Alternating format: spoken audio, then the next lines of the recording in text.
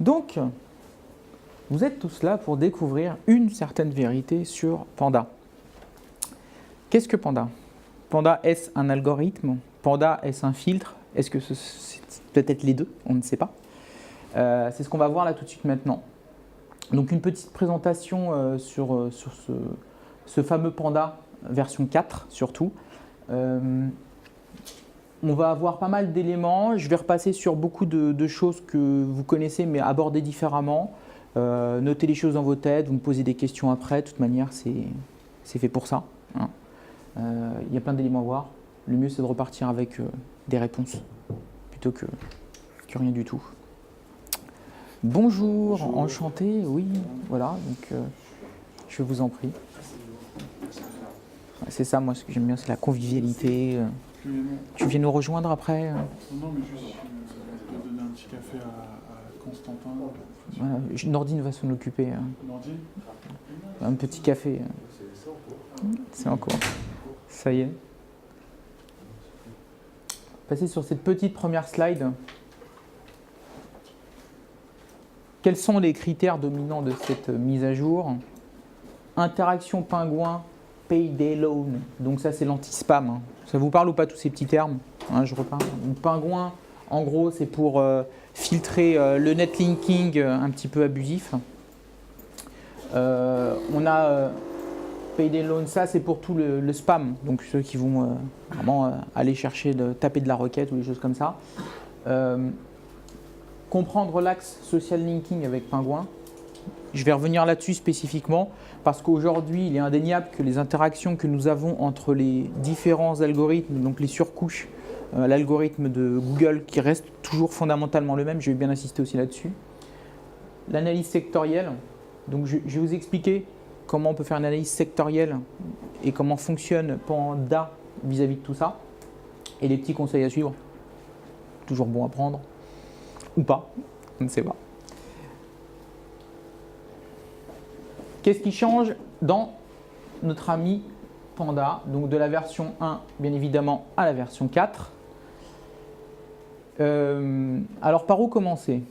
J'ai envie de dire que fondamentalement entre ces différentes versions, ce qui change, pas grand-chose. Alors vous dites, mais alors qu'est-ce qu'on fait là? Ce qui nous intéresse, ce n'est pas le pas grand-chose, parce que ça, je vais vous l'expliquer, vous verrez que fondamentalement, il y a encore beaucoup de gens à côté, et qu'il faut bien comprendre l'évolution du rien, parce que ce qui va nous intéresser, c'est le presque. Je mets une petite nuance là-dessus, alors pour bien évidemment on dire d'accord, on nous emmène. Il y a de ça, alors je vais vous dire, la première présentation de Panda que j'ai pu établir, c'était en 2011 quand il est sorti en V1. Et fondamentalement, la méthodologie de travail pour se positionner est toujours la même parce que l'algorithme de Panda est fondamentalement le même. Et les surcouches que Google a mis en place n'est fait que pour protéger son algorithme. Voilà, tout simplement. C'est pour ça que certains référenceurs parlent aujourd'hui de filtrage, c'est-à-dire que vous allez pouvoir vous référencer et à un moment donné, vous allez apprendre ce qu'on appelle simplement une sanction. Donc, c'est-à-dire que vous avez des pages dans l'index de Google, mais vous n'apparaissez pas dans les résultats de recherche. C'est un petit peu dommage. Ou sinon vous êtes au fin fond des résultats de recherche. D'où cet aspect de filtrage. Donc ce qui nous intéresse, c'est là, c'est le ou presque. Et ce sur ou presque, on va pouvoir travailler en profondeur dessus. Dans le rien, on va trouver toujours les fondamentaux. C'est-à-dire que Google travaille sur son historique, donc un double historique. C'est à la fois votre historique qui est fondé sur vos URL. Vos URL sont découvertes à un moment donné par l'algorithme de Google via le crawl. Donc ça, tout le monde connaît, hein, sont les critères principaux. Donc les critères principaux en 3 étapes n'ont jamais changé. En l'occurrence, le crawl, comment fait Google pour trouver vos pages? Soit vous lui soumettez vers un sitemap, ce qui n'est pas vraiment mon ami, mais je pourrais vous l'expliquer. Le sitemap n'est pas mon ami, sachez-le.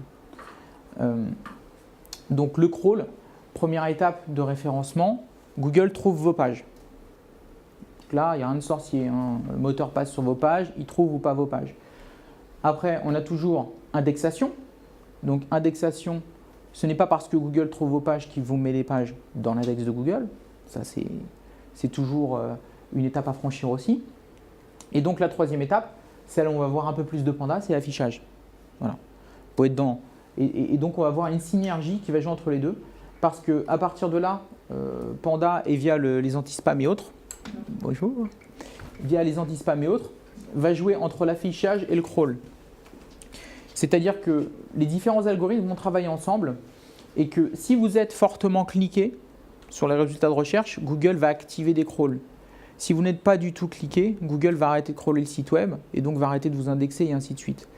Et vous remontez comme ça, c'est pour ça qu'il fait en fait les bascules entre les différents sites au-delà de ce qui est crawlé, indexé ou affiché. Donc ça c'est vraiment, il faut bien comprendre ces étapes-là. Ça je ne vous l'invente pas. La manière dont Google présente le fonctionnement de Google, vous tapez fonctionnement de Google et vous recherchez sur l'aide de Google la manière dont ça fonctionne exactement comme ça. Donc moi c'est une méthodologie, je ne l'ai pas inventée, c'est juste qu'à un moment ils ont communiqué sur ce que je faisais. C'est quand même super flatteur, je veux dire, je leur ai dit mais comment je leur ai pas donné ma méthode. Voilà. Donc on a des petits indices quand même pour savoir effectivement ce qui se passe avec ce Panda 4, les petites différenciations. Moi, il y a un petit indice qui me plaît beaucoup, c'est celui-ci. Parce que Webmaster Tool, en fait, est un outil qui sert à deux choses. C'est un outil qui nous sert à avoir du monitoring, donc à suivre des nouveaux éléments que Google nous propose, et à placer des rustines sur un site web. Donc voilà. Sur l'aspect rustine, je vais parler de sitemap, je vais parler de URL canonical, je vais parler de robots.txt, tout ça sont des rustines pour moi. Hein. Sachez qu'en référencement, ceux qui vous disent on va mettre des trucs et des machins, des robots.txt, pour moi, voilà, ils savent juste poser des rustines, mais ils ne savent pas référencer. Voilà. Ça, moi, je les utilise à un moment donné, je me dis j'ai une problématique, le temps de régler ce problème, je vais poser une rustine, mais au bout d'un moment, je vais au garage et je change le pneu. Donc, c'est comme ça que ça se passe. Et donc, pour revenir spécifiquement là-dessus, on a cet aspect dans Google Webmaster Tool qui est un indice qui nous dit voilà, il y a une mise à jour aujourd'hui. La manière dont Google traite les informations à l'affichage, c'est la différenciation entre les sous-domaines. C'est-à-dire qu'à partir de là, si vous mettiez votre nom de domaine sans les W, maintenant il y a une différence entre le W sans le W au niveau des mises à jour. Donc ça veut dire que quelque part, s'il nous fait cette différence-là, ce n'est pas que pour nos jolis yeux, c'est qu'aussi quelque part il le prend en considération de l'autre côté, au niveau algorithmique. Donc, il y a une différence notable de se dire comment Google, justement, aujourd'hui, fait pour isoler ça. Et s'il l'isole, c'est qu'il a une raison. Et on va revenir dessus, notamment sur la partie analyse sectorielle, où vous verrez que c'est vrai qu'aujourd'hui, si ceux qui ont suivi un petit peu les études qui sortent sur Panda, et j'ai une slide spécifique là-dessus, moi je reviendrai avec un peu de recul, parce qu'on sait qu'on peut sortir des choses comme ça dans l'immédiat, on fait le buzz au niveau de tout ce qu'on veut, mais derrière, quelle est l'analyse? Voilà, moi je suis un peu, vous savez, comme il y a des quotidiens qui sortent de l'info brute comme ça, hein, sans analyse, puis après, moi je préfère faire le temps d'eux. Hein. Je suis le mensuel, je regarde ce qui se passe, j'ai un peu de distance et je suis beaucoup plus objectif. Donc voilà, c'est un petit indicateur. On a un autre aspect qui est complètement passé à la trappe, et je l'ai déjà dit l'année dernière, mais c'est pas grave, les référenceurs passent toujours à côté. Le Psychicability, ça je ne l'invente pas, ça se retrouve, vous pouvez le voir directement dans la barre de recherche de votre navigateur, vous regarderez ce petit truc-là, très intéressant. C'est la prédiction des requêtes futures.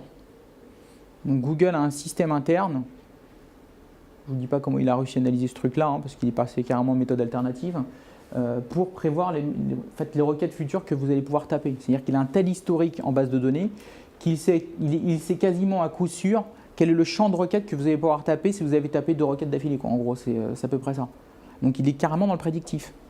Et on le voit très très bien aujourd'hui. Pour ceux qui utilisent Chrome, vous voyez très très bien que vous commencez à saisir une requête, il vous affiche déjà tout le truc de suggest. Donc ça, pas de mystère.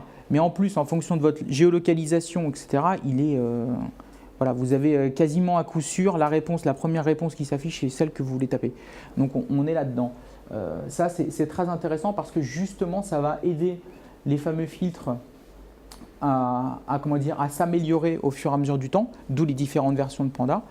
Parce que Google aujourd'hui ne fait qu'enrichir et en fait, c'est du tuning hein, quelque part. C'est-à-dire qu'il a une voiture, il a un moteur, mais au bout d'un moment, il ne peut pas faire de miracle. Hein. Maintenant, il fait que rajouter des ailerons et puis des jantes un peu plus larges. Grosso modo, c'est ça. Bon, après, pour les lumières et tout, moi, je ne suis pas fan, mais bon, c'est vous qui voyez. Hop. Donc, ce qui compte et ce que dit Panda, c'est toujours la même chose. Ça, c'est le rien, vous savez. Donc, on va voir le presque juste derrière. Donc, dans le rien, c'est faire référence. Faire référence, c'est-à-dire avoir une URL dans le temps qui perdure, Donc, la chose fondamentale qui a changé aujourd'hui entre l'ancienne version de Panda et maintenant, et moi je le constate tous les jours, c'est quand il y a une migration de site web. C'est-à-dire qu'une migration de site web, avant, c'était déjà une catastrophe. Si aujourd'hui, vous vous plantez sur votre migration, c'est même plus une catastrophe, c'est le mur immédiat. Parce que les URL font toujours référence. Et pour récupérer des URL plantés, c'est vraiment casse-pied. Donc, toujours faire attention. Et encore une fois, j'insiste, migration égale prise en amont du problème, pas en aval. Parce qu'en aval, c'est déjà trop tard. Donc, c'est toujours faire référence. Contenu de confiance, ça n'a pas changé. Contenu de confiance, mais je vais insister là, lourdement sur la suite, c'est l'image de marque. Aujourd'hui, une stratégie unilevier référencement ne fonctionne plus du tout. J'avais déjà averti dans le temps pour dire attention, ceux qui ne font que du SEO, qui ne font pas de social, parce que les deux sont liés, vont aller à la catastrophe. Aujourd'hui, c'est quasiment encore plus fin que ça. C'est-à-dire que si vous ne faites qu'un investissement mineur que d'un chantier, c'est-à-dire purement SEO, vous mettez tout dans le SEO et c'est ça en fait, plus qu'il y a. Alors, il y a un dosage. Entre, par exemple, on va prendre les comparateurs de prix. Les comparateurs de prix se sont carrément fait éliminer. Je vous passe la version Google Shopping qui est passée, on va dire, bizarrement du jour au lendemain. On enlève les comparateurs, on pousse Google Shopping. Bon, ça, on a tous remarqué. Par contre, on va regarder clairement en termes d'image de marque tout ce qui est lié à votre univers direct. Donc là, on a un algorithme qui, en plus de ça, était déjà bien maîtrisé à la fois par le fameux pingouin, donc qui maîtrisait l'univers connexe. Aujourd'hui, on va voir un univers connexe, mais avec l'anti-spam posé par-dessus et ce nouveau filtrage, on est avec les systèmes de prédiction, les systèmes d'intuition de Google, on est dans la maîtrise totale de la marque. C'est-à-dire qu'aujourd'hui, vous ne pouvez plus passer à côté de l'image de marque totale. Il faut développer votre marque plus que de développer votre SEO. Attention, qu'est-ce qu'il dit? Il est fou, il fait du SEO. Non. Ce que je veux dire par là, c'est qu'aujourd'hui, dans une stratégie de SEO, il y a un levier qu'on va prendre en considération, ça s'appelle la notoriété. Enfin, moi, je le prenais déjà en considération, mais je veux dire, maintenant, il est bien établi. La notoriété, c'est le fait d'avoir une proportion de déversement naturel des gens qui vont taper des requêtes génériques et qui vont taper la marque ensuite. Et que si vous n'avez pas ce déversement-là, type les comparateurs de prix, qui se rendent sur les mots-clés, mais jamais vous n'alliez taper le guide, Twanga et autres, donc au fur et à mesure, vous perdiez dans le temps cette efficacité au niveau de la marque parce que votre marque n'était pas appelée. Et tous les sites web sans exception qui n'ont pas travaillé la marque dans ce sens-là, c'est-à-dire de chercher un déversement des mots-clés génériques vers de l'accès direct ou du mot-clé marque directement tapé dans Google, qui sont les aspects de notoriété, vous avez subi ce qu'on appelle le Panda 4, donc les 4 coups de pied en pleine face. Et ça, il y en a qui l'ont vraiment senti passer.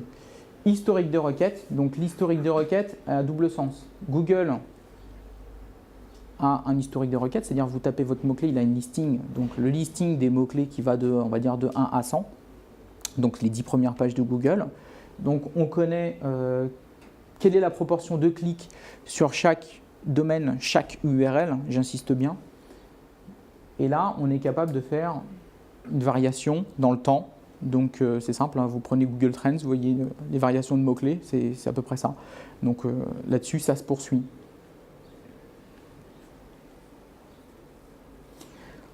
Le taux de rebond, directement lié à tout ce qui est justement notre ami l'historique de requête. Historique de requête égale taux de rebond égale reformulation.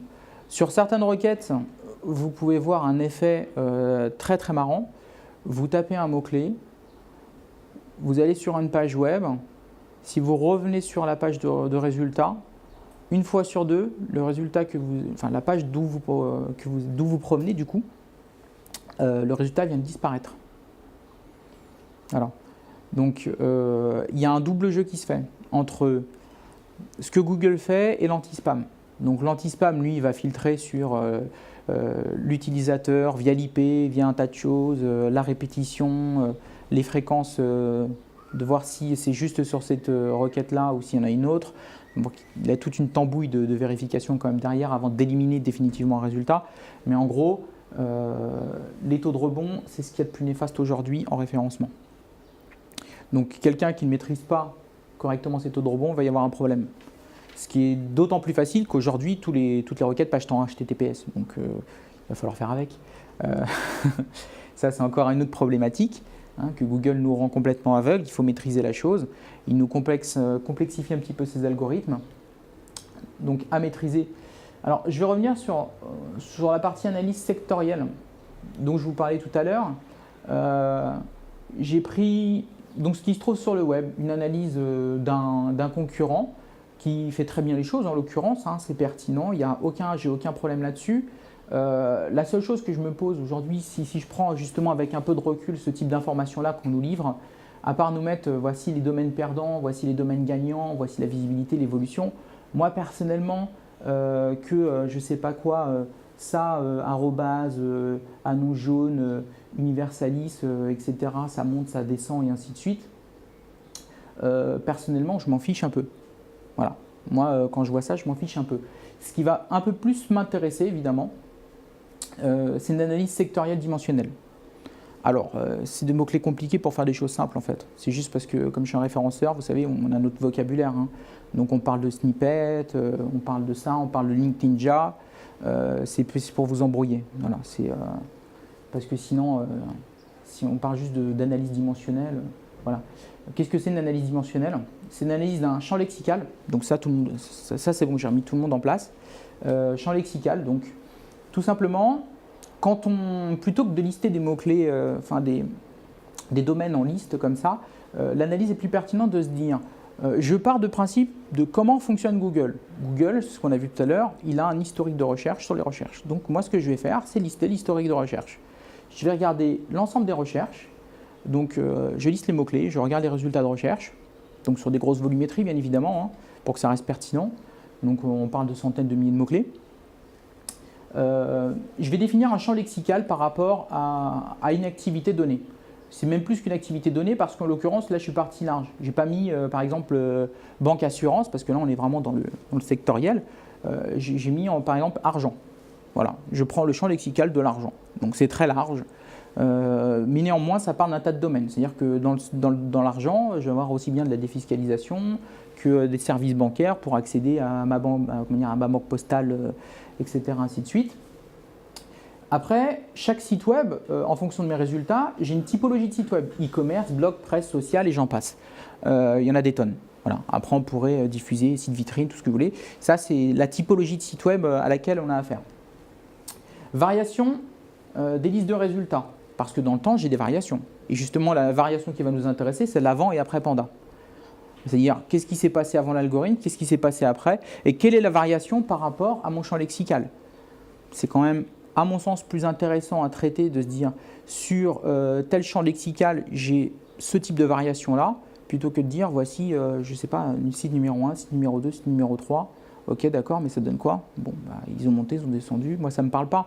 Surtout si je vais prendre un exemple concret et je vais rejoindre un peu ce que je disais sur Webmaster Tool tout à l'heure sur les analyses de domaine sous domaine. Je vais prendre un site comme comment ça marche, ce genre de choses. Les domaines traitent des sujets tellement larges que juste dire un site chute, dire oui, d'accord, mais dans quelle proportion, est-ce que c'est global, est-ce que c'est sectoriel, est-ce qu'il faut bien définir tout ça. Parce que prendre un site hyper généraliste et de se dire il vient de chuter, d'accord, il a perdu 30%, d'accord, mais c'est peut-être juste un secteur d'activité, c'est peut-être juste une branche, c'est peut-être juste une partie qui n'a pas de contenu, une partie qui a trop de contenu, une partie qui est mal linkée, donc il y a tellement de choses qu'il faut traiter par champ lexical. Donc la méthodologie, je vous l'ai mise en dessous, analyse des SERP, donc qui veut dire les pages de résultats de recherche, hein. Mais ça c'est un mot-clé de chez nous, ça c'est pareil, c'est comme Link Ninja. En observant les mouvements des domaines, nous retiendrons la nature des sites selon leur profiling, donc selon ça. Variation des sites de résultats et donc le top search versus le positionnement des domaines. Voilà, jusque-là, tout va bien. Voilà, ce qui va nous donner ce type de variation. En gros, Panda 4 versus Panda 3X. J'ai pris un agrégat des différentes versions parce que on essaie de. C'est sûr, si je me cale juste sur la même version, je me cale sur la version, on va dire 3.1, 3.0, 3.0 ou la fameuse 3.9 ou ce qu'on veut, ça ne va pas être la même chose. Donc je prends un agrégat. Et derrière, j'ai le type de variation. Donc en l'occurrence, ici pour la partie argent, j'ai davantage de sites e-commerce qui apparaissent, les types de services plus de presse, là où avant, j'avais davantage de blog. Voilà. Donc c'est ces types de variations qu'on peut obtenir sur ça. Je vais vous en prendre un autre qui va vous parler. Voilà. Pour la partie tourisme, donc tourisme qui va englober aussi bien du séjour ou autre, on a beaucoup de presse. On a du e-commerce qui est monté en flèche. Donc le comparateur s'est un peu écrasé, là où il était beaucoup plus présent avant. La partie blog remonte davantage. Donc voilà. Au niveau sectoriel, voilà. Je vous en montre deux comme ça. Pour vous dire, on a ce type de définition-là, et c'est plus intéressant d'attaquer sous ce sens-là, à mon sens. Hein. Après, s'il y a quelqu'un qui veut me contredire, qu'il me le dise tout de suite ou se taise à jamais. Donc, on a ces types d'aspects. Maintenant, les petits conseils qu'on pourra avoir pour Panda 4. Alors, il me manque les slides apparaissent. Voilà. Ça, c'est le fonctionnement naturel d'un site web. Je ne réinvente pas la slide. Moi, je l'utilise, d'autres l'utilisent. C'est juste pour remettre un petit peu au centre du débat comment ça fonctionne. On a ce qu'on appelle le potentiel. Donc là, ce sont toutes vos données entreprises et autres. Potentiel du site web, présentation du site, partie active, catalogue. Donc ça, vous connaissez. Hein. Voilà. Et à partir de là où ça va nous intéresser, ce sont nos 3 étapes. Donc page scrollée, page indexée, page active, ce qui vous génère du trafic, page efficace qui vous génère du trafic vraiment en bonne... on va dire en bonne transformation, et la partie ROI où là vous optimisez, où là vous êtes au curseur, hein, vous êtes sur la table de mixage de votre site web, vous êtes vraiment en train d'optimiser, vous dire voilà comment je fais pour placer mes différentes pages au sein du site web pour générer le meilleur ROI. Et là la grosse partie qui vous nous intéressez, c'est de maîtriser donc cette fameuse pyramide avec les aspects de quels mots-clés rentrent en ligne de compte à quel endroit. Donc ce qu'on appelle expression générique, ce qui rentre donc dans le top des recherches, et ce qu'on appelle la longue traîne. À prendre en considération qu'il n'est à aucun moment possible que ce soit le même algorithme qui gère les deux aspects. Parce que ça n'est fondamentalement pas basé sur les mêmes critères. Vous avez un aspect fraîcheur qui est très fortement axé là-dessus. Là, c'est hors Panda, hein, c'est vraiment natif Google déjà. Hein. Et après, on va remettre une couche de Panda par-dessus. Donc tout ce qui est à type fraîcheur, c'est-à-dire que les expressions fortes sont dans 80% des cas, on tape tous les mêmes expressions. Voilà. Hein, y a quelque chose qui se passe, là, c'est la Coupe du Monde. Donc là, voilà, on tape la Coupe du Monde. Donc là-dessus, la Coupe du Monde, c'est besoin de fraîcheur. C'est là-dedans que ça apparaît. On n'est pas fort, on n'est pas en longue traîne. À moins que vous tapiez la Coupe du Monde, c'est 2022, c'est ça, qui se passera au Qatar. Grand pays footballistique d'ailleurs. Très connu pour son équipe. Sous le soleil, elle s'appelle d'ailleurs. Donc voilà, expression générique. Et là-dessus, on est bien d'accord que toutes les expressions sont tapées par les internautes de manière quasiment similaire. Et qu'on a un besoin de fraîcheur et que Google, pour afficher des résultats dans cette rubrique-là, ne va pas mettre des sites n'importe comment. Donc ça ne bouge pas. Là-dessus, par contre, expression large, sachant qu'on a très peu de concurrence, les critères ne sont pas forcément sur de la fraîcheur. Les critères vont être plus sur des critères, ce qu'on appelle le on-page. Voilà. Une page bien conçue qui reçoit suffisamment de PageRank, donc qui demande une bonne construction de catalogue. Donc en fonction des différents sites ou des différentes typologies. Et j'insiste bien encore une fois sur la typologie de site, mais ça je vais revenir juste derrière. Ben, voilà, nous y sommes. Gérer la ligne d'horizon sémantique par PageRank. Alors ce que j'appelle la ligne d'horizon sémantique par PageRank, c'est votre champ lexical. Quand vous gérez votre champ lexical, si vous cherchez à vous positionner sur une requête précise, il faut connaître la ligne d'horizon. Donc la ligne d'horizon, c'est de savoir. Alors, en plus, j'ai fait un jeu d'images plus qu'un jeu de mots là. Pour le coup, je vous explique dans le truc. La ligne d'horizon sémantique est de savoir à quel moment vous allez rentrer en considération le type de mots-clés et vous positionner en fonction de la typologie de votre site web. C'est-à-dire qu'il y a deux moyens de positionner votre site. Si vous êtes un site e-commerce, mais que derrière, il n'y a que, on va dire, du contenu, vous avez très peu de chances de vous positionner. Parce que c'est justement ce que fait Panda nativement maintenant, c'est de mettre en avant tous les contenus qui intéressent directement les gens et d'empêcher les fluctuations de PageRank, même à très fort score, de passer devant les autres, parce que la typologie est contrôlée. C'est de se dire, aujourd'hui, ce qui intéresse les gens, c'est concrètement, on va dire, soit du e-commerce parce qu'on est dans le voyage, soit de la publication parce qu'on est sur un autre domaine. Donc ça, il faut le maîtriser. Et par PageRank. Donc par PageRank, c'est maîtriser son score. Ça veut dire que derrière, si je suis un site e-commerce, mais je veux m'intéresser sur du contenu, j'ai deux moyens. Soit je vais aller chercher des partenaires puissants en contenu et je crée, on va dire, des pages de transition, les fameuses pages d'atterrissage, mais bien adaptées sur l'aspect. Je vais pas me dérober. Hein. Si je fais du e-commerce, je fais du e-commerce. Mais je peux très bien passer sur positionner plus du guide d'achat que d'aller positionner sur du ranking catalogue. Donc il y a ces aspects-là. Les places de marché, pareil. Là, pour l'instant, ça va tanguer.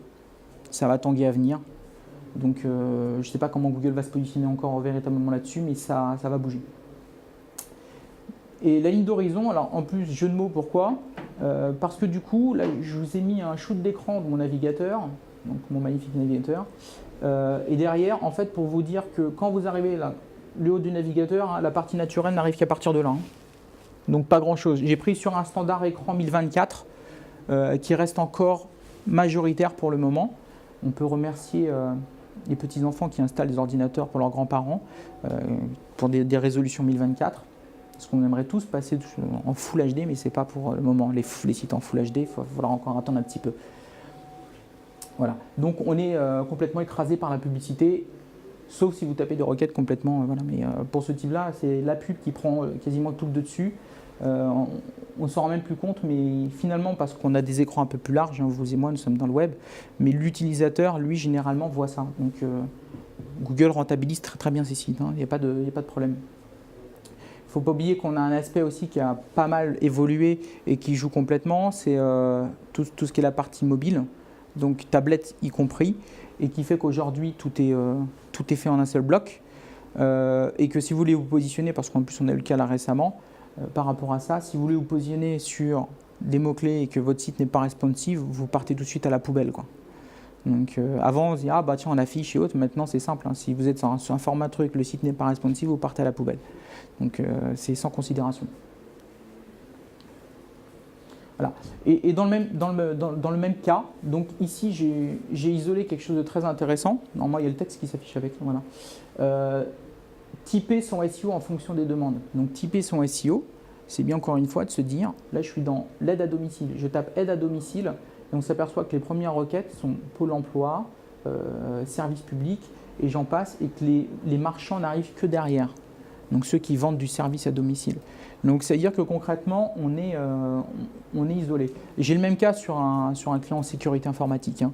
Donc c'est-à-dire que les premières requêtes où avant on avait tous les prestataires sont passées derrière les informations, donc type service public, parce qu'on a eu différentes failles dernièrement sur Internet entre les SSL, les autres, les Snowden, NSA et Co. Et donc qui fait que toutes les sécurités informatiques, ce que recherchent les gens, sont des informations concrètes de savoir à quoi on a affaire. Et donc tous les prestataires sont tombés derrière. Parce qu'il y a un jeu direct entre ce que recherche l'internaute et les résultats affichés. Ce qui en soi est complètement logique. Mais pour dire que du jour au lendemain, il faut s'adapter, quoi. Là, ceci est très parlant entre l'aide à domicile, maîtriser ses entrées pingouins. Ce n'est pas la même photo, je ne sais pas pourquoi. Maîtriser ses entrées. Alors, maîtriser ses entrées avec pingouin, c'est-à-dire que quand je vais avoir ce type de problématique-là, ce sur quoi je vais essayer de jouer, forcément, c'est sur le netlinking, donc le linking externe. Netlinking qui veut dire que je dois adapter une stratégie d'entrée et que je vais forcément avoir un moment Pingouin qui va essayer de me bloquer. Et que Pingouin, lui, ce qu'il analyse, c'est les différentes entrées de liens et voir si les liens sont cohérents. Donc, juste petit rappel, entrée liens cohérents, c'est la comparaison du référencement global naturel dit par univers, de regarder si les différentes sections ne sont pas isolées. Donc ça c'est pour simple, hein. Google il a une liste de mots-clés, il connaît tous les domaines, donc ce que je vous expliquais, à la fois sur le typage et le champ lexical, il regarde sur le champ lexical qui communique sur quoi et à partir de quelle URL. Donc aujourd'hui la stratégie véritable pour travailler à la fois sur Panda et Pingouin, vous avez plus d'intérêt à travailler avec vos concurrents et mettre en place des plateformes communes plutôt que de travailler de manière isolée. Parce que si vous travaillez de manière isolée, Google repère les compartiments et vous sort. Ah, ça peut surprendre. Mais c'est comme ça que ça fonctionne. Donc maîtriser ces entrées avec Pingouin. Bien évidemment, n'oubliez jamais le social. Alors je vais répéter ma métaphore. Oublier le social en référencement, c'est comme faire de la radio sans faire de la télévision. En gros, vous avez un écho d'un côté et pas de l'autre en média.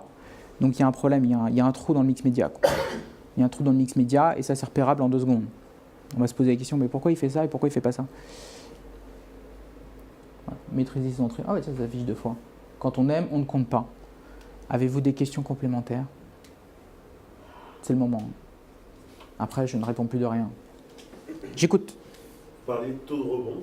Oui. C'est quoi un taux de rebond normal, même si je pense que ça dépend des secteurs Ça dépend des secteurs d'activité, ça dépend de votre... mais le taux de rebond normal, c'est de ne pas avoir de taux de rebond. En gros, c'est-à-dire que quand j'établis ma stratégie de référencement, ce que je cherche, c'est la transformation. Donc si je n'ai pas cette transformation-là et que j'ai un taux de rebond, donc l'internaute arrive et quitte la page, j'ai un souci. Et ça, il faut corriger rapidement. Donc il faut vraiment se concentrer là-dessus.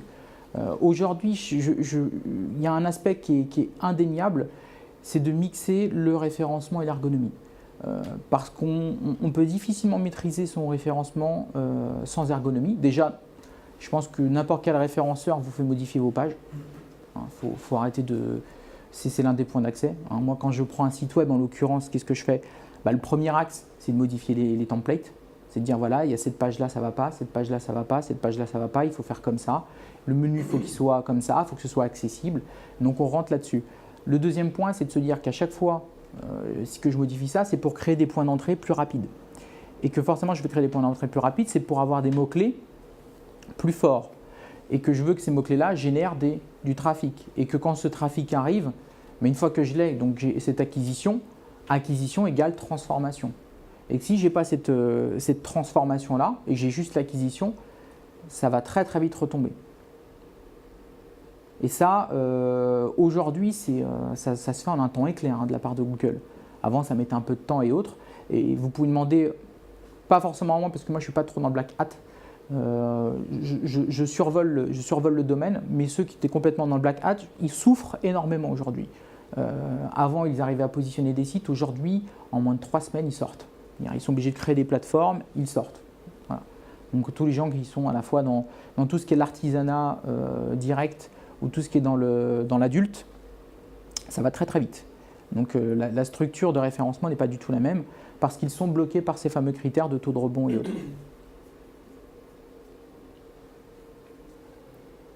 Il me faut d'autres questions. J'ai une question. Oui. Moi, dans le cas, je suis Diva Street. Donc, nous avons 50% du trafic qui est généré via le site. En millions, en tout cas. Et notre contenu est archi dynamique. Pourquoi est-ce qu'on arrive à avoir autant de volume? Et pourtant, nous, notre contenu, c'est-à-dire on monte énormément par rapport aux requêtes, c'est beaucoup de long tail. Notre contenu, en fait, il peut durer 2 semaines, 30 jours, 90 jours maximum. Alors déjà, par rapport à votre problématique, on est sur une problématique de volumétrie. Donc il y a 2 choses à analyser sur un site de volumétrie comme le vôtre. En l'occurrence, c'est ce qu'on va appeler la fameuse fenêtre de crawl qui ne doit pas vous être inconnue en termes de vocabulaire. C'est-à-dire le moment entre lequel Google passe une première fois sur la première page et va crawler à un certain degré 90% des contenus accessibles et de se dire combien de temps Google met entre cette première page et la dernière page à crawler. Et donc d'avoir tout le delta de référencés. Après, c'est aussi sur ces sites-là, c'est de se dire, dans mon catalogue, qu'est-ce qui rentre et qu'est-ce qui sort. Parce que vous avez des créations de produits, des destructions de produits. Donc, il y a ça à gérer. Donc, déjà, et ce que je disais sur la ligne d'horizon, pour gérer son PageRank, on le fait toujours à l'horizontale. C'est-à-dire qu'on prend toute cette page web, toutes ces URL, on les traite à l'horizontale, comme on pourrait l'avoir sur Wikipédia. C'est-à-dire, une requête égale une URL, on met tout à l'horizontale, le but étant que quand je tape le mot-clé, j'arrive directement sur la page de destination. Et ça, je le traite après par niveau de profondeur. Donc niveau de profondeur, on va dire en partant de la page d'accueil. Si je veux complexifier les choses, je connais les points d'entrée de Googlebot. Je regarde quels sont les points d'entrée les plus chauds de Googlebot, donc quels sont ceux qui crawlent plusieurs fois par jour. Je me dis que ce sont les entrées principales et je regarde le niveau de profondeur en fonction de ces pages-là. Vous voyez, on commence déjà à être dans le très très compliqué. Mais techniquement complètement faisable. Ça, c'est pas un souci. Donc quand on rentre sur ce niveau-là, le deuxième aspect, une fois qu'on a traité ça, c'est ce qu'on appelle la rétention. La rétention, en plus du complément de cette fameuse fenêtre de crawl, c'est-à-dire est-ce que je vais pouvoir garder le robot suffisamment longtemps sur mes pages web pour que ces pages-là matchent dans les résultats de recherche et restent positionnées plutôt que d'avoir un résultat qui s'affiche, qui disparaît et autres. Et ça dépend aussi de la structure de votre catalogue et comment c'est fait. Après, vous avez, ce que j'expliquais par exemple pour du comment ça marche, vous avez une problématique de différenciation de catalogue qui fait que vous avez, pour ne pas, voilà, Viva Street, hein, vous avez du contenu pour les adultes qui marche très très bien. Non, vous n'avez pas ça? Non. C'est marrant parce que j'en discutais il n'y a pas longtemps avec quelqu'un. Et de l'autre côté, vous avez toute la partie annonce, où là en plus vous rentrez en frontal avec des gens du type Le Bon Coin et autres. J'ai eu la discussion avant-hier, c'est pour ça, avec quelqu'un. Voilà, donc avec l'ensemble des verticaux. Et les verticaux ne communiquent pas tant que ça avec eux parce que vous avez des champs lexicaux complètement différents. Et donc, par rapport à ça, vous avez à la fois un crawl, donc le moteur de recherche passe sur l'ensemble des verticaux, et la méthode de rétention n'est pas forcément la même parce que le trafic génère le crawl. Si les pages sont visitées, vous générez du crawl. Après, je n'ai pas vos statistiques, mais ça peut certainement vous parler de ce que je suis en train de vous dire. Donc, à partir de là, il ne faut pas oublier que c'est pour ça que c'est intéressant que quand je dis sur les 3 étapes, les 3 étapes se rejoignent. L'affichage, le moteur de recherche vous affiche, vous êtes cliqué, vous avez une boucle virtueuse. Et dans le même sens, si vous commencez à avoir des problématiques taux de rebond et autres, vous avez, comment dire, on appelle ça le cercle vicieux. Voilà. Donc on a ces aspects-là. Après, pour rentrer spécifiquement sur de la grosse volumétrie, c'est beaucoup d'analyse. J'espère déjà avoir répondu à votre question. Voilà.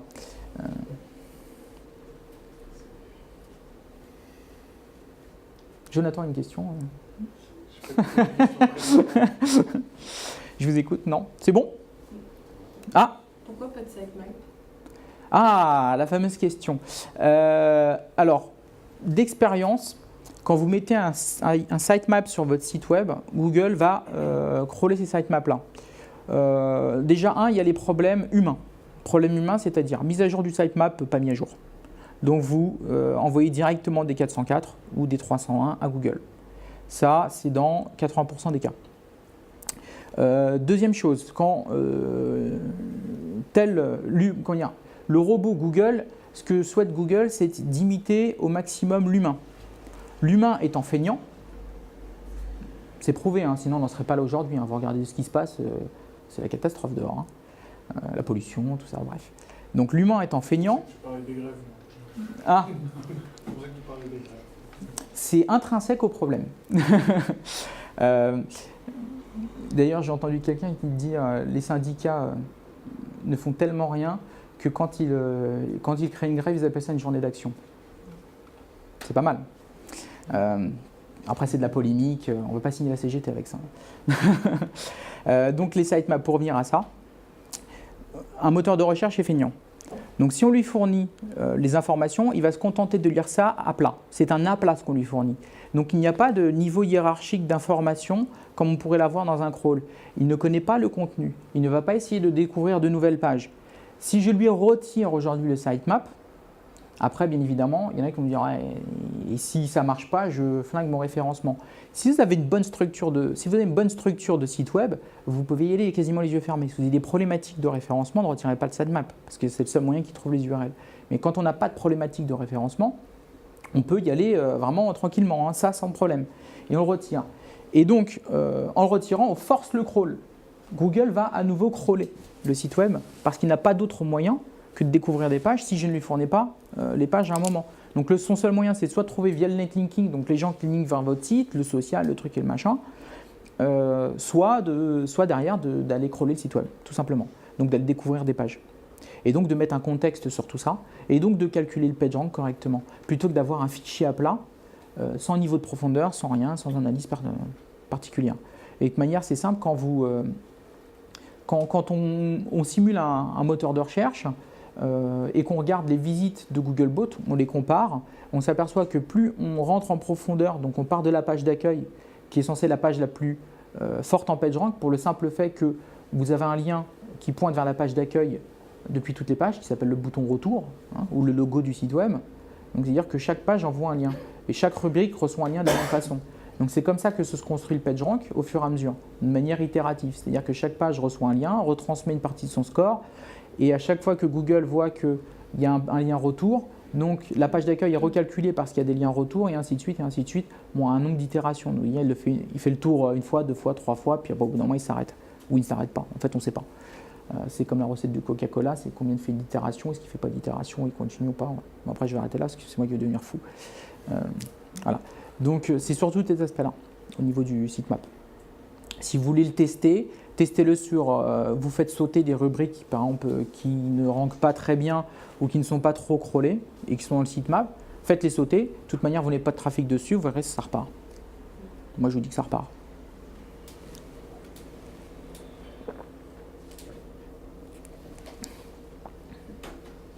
D'autres questions?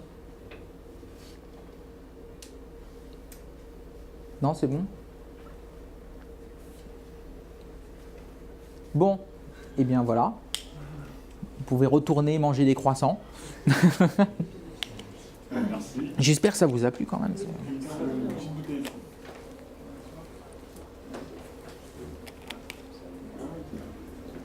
Et maintenant, on met de la musique.